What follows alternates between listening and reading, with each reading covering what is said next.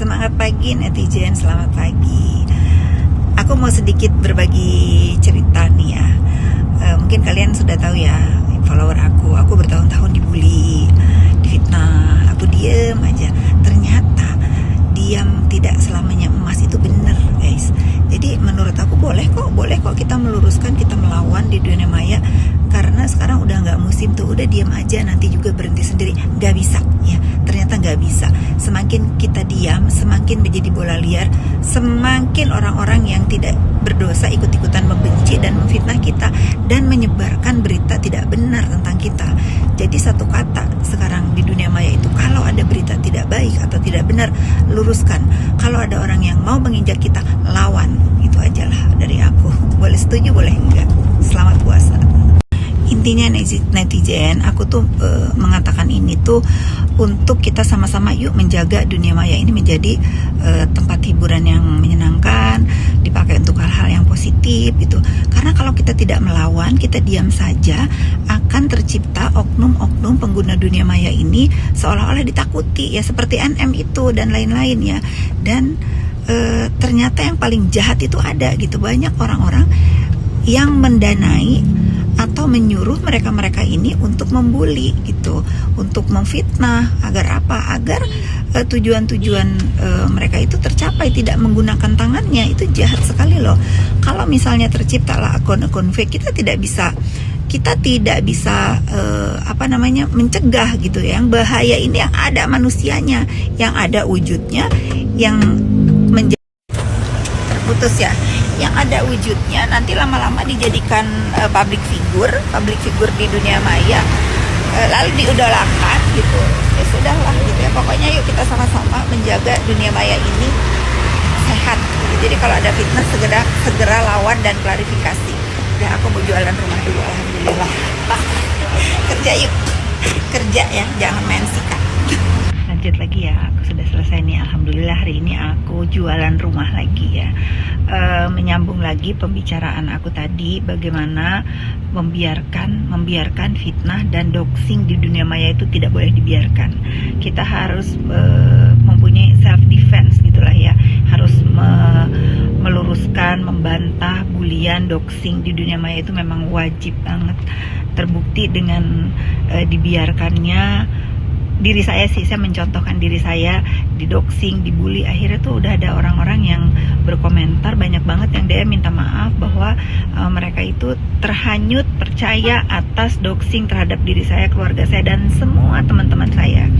Dan akhirnya orang-orang yang mendoxing itu merasa mempunyai kekuatan karena dipuji, karena oh begitu ya, oh ternyata ya, nah dia merasa oh ternyata dia ini didengar gitu, ternyata dia didengar gitu ya. Merambatlah sampai ke kejadiannya. Apa kejadiannya?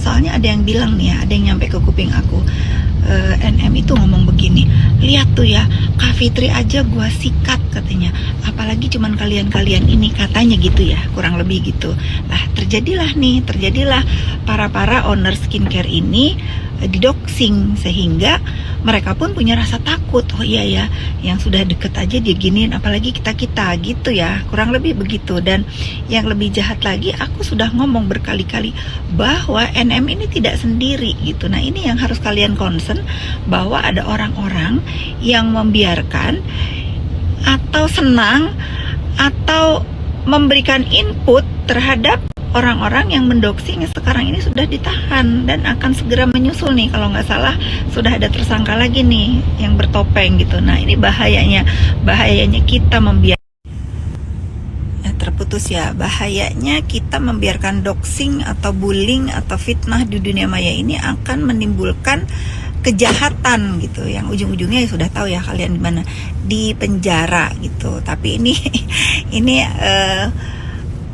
clue dari aku bahwa keributan di dunia maya tentang skincare ini, ada orang yang bergembira gitu, ada orang yang senang dengan harapan semua bisnis skincare di Indonesia ini hancur dan hanya ada beberapa orang yang menjadi pemain gitu kan. Jahat gitu ya netizen. Sekarang aku sudah melek. Tadinya aku yang nggak mau ikut campur urusan skincare ini, karena aku pun ternyata di dalam di dalam orang yang memang harus didoxing ya, harus didoxing karena katanya konon katanya takut aku itu membela para owner skincare yang diperas ya, mau nggak mau sekarang aku akan berkomentar tentang ini, tapi bukan ikut campur ya, karena aku sendiri tidak terlalu paham nih mana sih skincare yang melanggar, mana yang benar. Tapi selama menurut aku ya, selama memang mengikuti aturan dari BPOM jelas gitu ya, kalian pakai aja lah, nggak usah terprovokasi, nggak usah termakan isu-isu oh ini jelek, oh ini berbahaya. Selama aturannya diikutin, menurut aku sih pakai. Justru kalian harus membeli nih, kayak skincare siapa tuh, Dokter Reza itu ternyata nggak ada ingredient yang berbahaya. Mereka nggak suka karena katanya flexing. Ya sudah gitu, ya tinggal menjadi koreksi aja untuk owner skincare itu, mana yang disuka, mana yang enggak, mana yang melukai, nggak melukai juga ya, melukai orang-orang yang iri kali gitu ya. Karena kalau dikata flexing, putus nih, aku mau turun nih, mau ke mall, waktunya Indonesia bagian main. Misalnya ya, karena dia flexing, ya sudahlah, yang flexing itu bukan Dokter Reza sendiri guys, banyak. Tapi menurut aku sih, yuk kita sama-sama mensupport skincare lokal.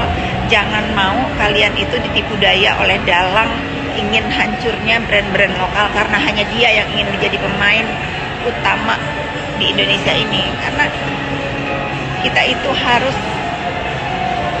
say no sama orang-orang yang menghancurkan bisnis orang lain karena keserakahan. Aku mau ke Sephora dulu. Nah, karena aku ke Sephora ya, jadi aku nggak bela skincare ya. Pokoknya semua beli yang bagus ya.